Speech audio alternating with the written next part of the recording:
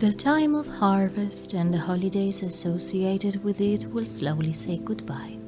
We welcome the new incarnation of the element of the water. When fertile Mara, Jiva, or any other local goddess that represents earthly fertility becomes called Morana, who takes us to our depths. This is the time specially for us, women. Outside so-called men's work ends, we harvest the last crops. Then spinning, weaving, sewing begins. It is the time of connection between us and for us. We weave new thoughts, new ideas, we sow new projects. Let's indulge in the creative spirit. During this time, we also find peace, which allows us to better refine the past and design the new future.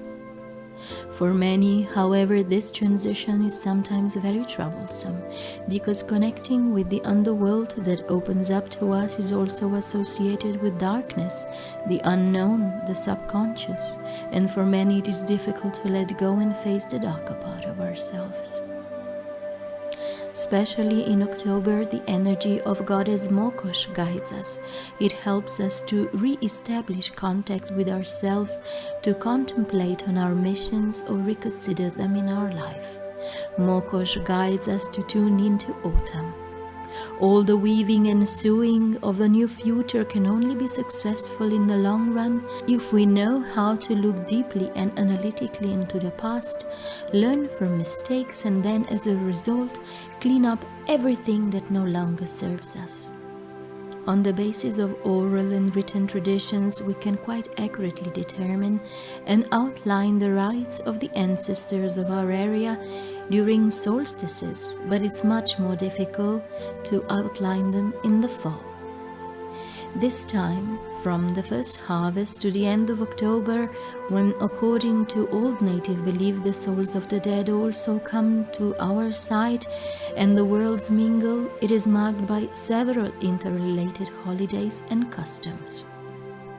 According to the general mythological belief and the basis of oral stories and folk songs of our area, we see the view of the spiritual tradition in such a way that the goddess, who is also the protector of earthly waters, becomes the protector of heavenly waters and sends them to the earth during the fall, so the earth is purified and later gathers new strength. She rises again in spring with a new face.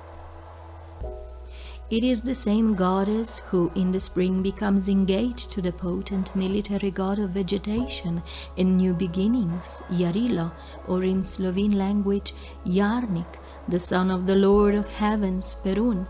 She marries him at the summer solstice, where both represent the female and male aspects at the height of their powers at the sacred wedding.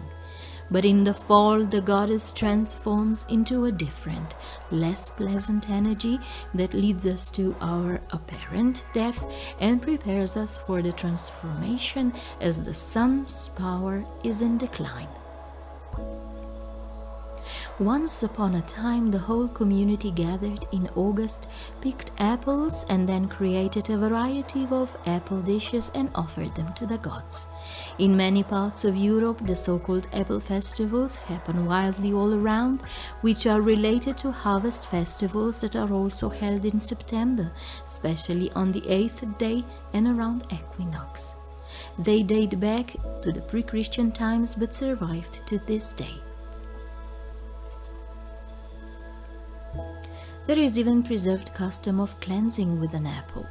The apple is cut in half, the core is hollowed out on one half, melted wax is poured into the cavity, and the two parts of the apple are glued back together and buried outside the home to cleanse and protect the family. According to new Christian religious belief, the 8th September is considered as the birth of the Virgin Mary, but we know from pre-Christian times September 8th is one of the times of worshipping the goddess Lada, the ruler who together with Svarog created people, the goddess who keeps watch over the sacred marriage and lovers. She is known especially among Eastern Slavs, but in our country, in a similar sense, the goddess Jiva is better known, just like among Western Slavs. In the East, at this time, people also celebrate the feast of Rožanica, which is the female derivative of the god Rod, who in most cases is considered as a non-personified deity, a creative cosmic energy that created all three worlds, Yav, Nav, and Prav. The Rožanica is said to be the female aspect of this energy, but is personified in plural and known as goddesses of fate, and Mokos, who is also the protector of women, women's work, and women in childbirth, is said to be the first of them. At the time of equinox, once upon a time on this holiday, the ritual place was covered with a white cloth, and bread, salt, eggs, honey, wine, mead, fruit, and other goodies were offered to them.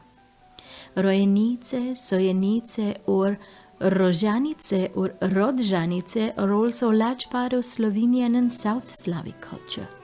They are equivalent to our Rojenice fairies, to whom we lay the table at the birth of a child in order to bestow a good fate.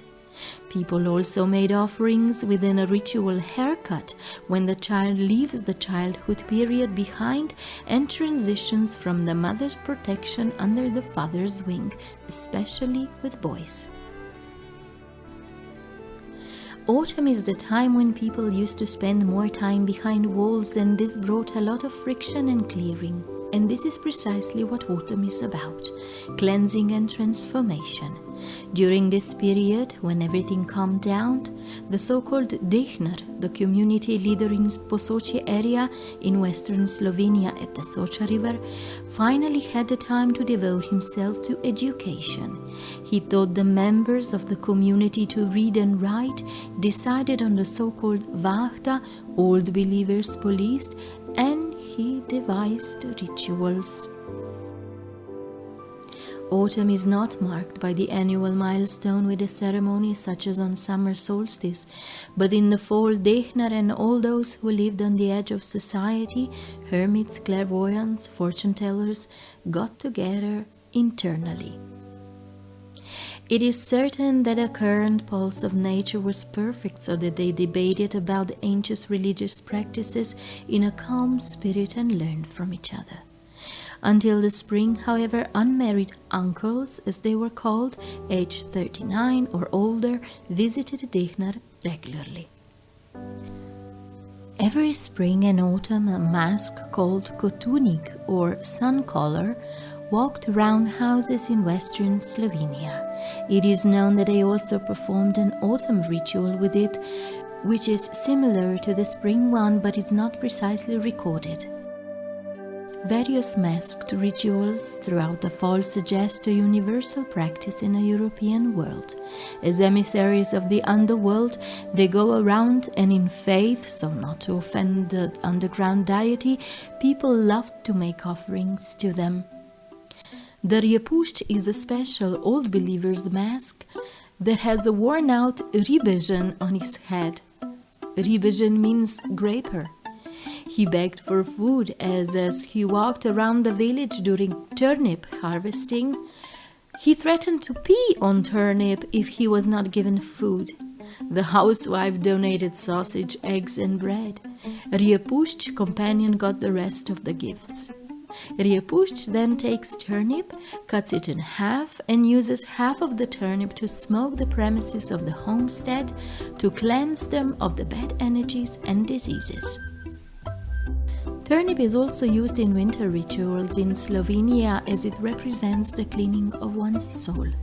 Riepušč comes 3 times: when harvesting cereals, when harvesting fruit, and when harvesting turnips, carrots, potatoes, and cabbage. Autumn is also the time of Svarog, or better said, saying goodbye to him. He is the creator god, and in the autumn ritual people lit only small bonfires and marked the departing sun and threw it in the river, where it merged with the goddess element, where her element of water takes over the rule of this time. A typical plant that appears in autumn is rowan. Rowan branches were pinned to windows to bring solar energy with the red berries and to ward off evil forces. Cleaning the house and bathing is also mandatory during the autumn holiday. When someone leaves the house, they also have to burn the falling leaves to protect the family from all the bad things. The incenses used at that time were wormwood and nettle.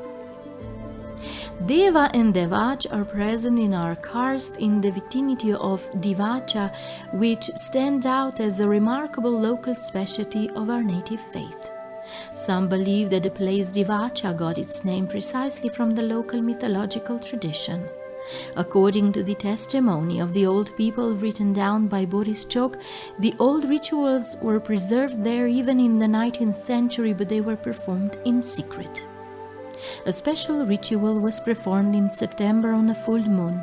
The Bozheglaus, so-called godhead of the village, who also performed priestly work, went with the girl priestesses to Triglauca cave. There is a natural sanctuary in this cave. On the ceiling, we are greeted by 3 stone heads, after which the cave got its name. In the foreground, it is the rock from the ceiling that represents a man, a god, Devach, and another rock rises from the ground towards him. It represents a goddess Deva, which has a naturally formed hollow that represents the womb. And this is where life is born. Triglauca is the source of primal, vital energy. But before they went to the cave, the girls soaked the fern in the sacred spring Urochka. They had ferns around their waists, but when they got into the cave together with the priest, they spread the ferns on the stone below. The ritual also included a prayer, O Deva, daj da dobro bi rodila, da mora ji nič slabega ne bi storila, meaning that the people prayed to Deva for fertility and to keep the bad energy of Morana away, so that winter would be mild. Various grains were placed in the water. Then, during the next moon in October, the priest came into the cave. Sprouts have sprouted. He took them and scattered them over the fields to protect the land and make it fertile again next year. In addition to rites of fertility of the land, Triglauca also served as a sacred place for women who had problems conceiving a child, and they came here to ensure a healthy pregnancy. In mid-October, some Slavic countries marked the arrival of winter, and it was at this time, around 14th of October, that women started the first fire on the home hearth and baked pancakes. Autumn is a great time to reflect on what we are thankful for.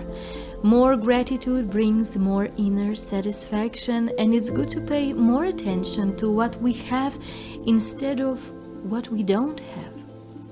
All of us, regardless of our status, occupation, and gender, we only have 24 hours in a day.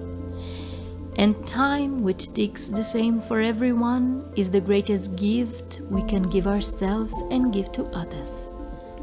Let us give it to those who know how to appreciate it. And last but not least, autumn gives us the opportunity to carefully consider what to let go of our lives. Let the water with the goddess Morana take away worries that we don't need, sadness that breaks our health, and dissatisfaction that robs us of the joy. Let's learn to rest. Let's learn how to take care of ourselves.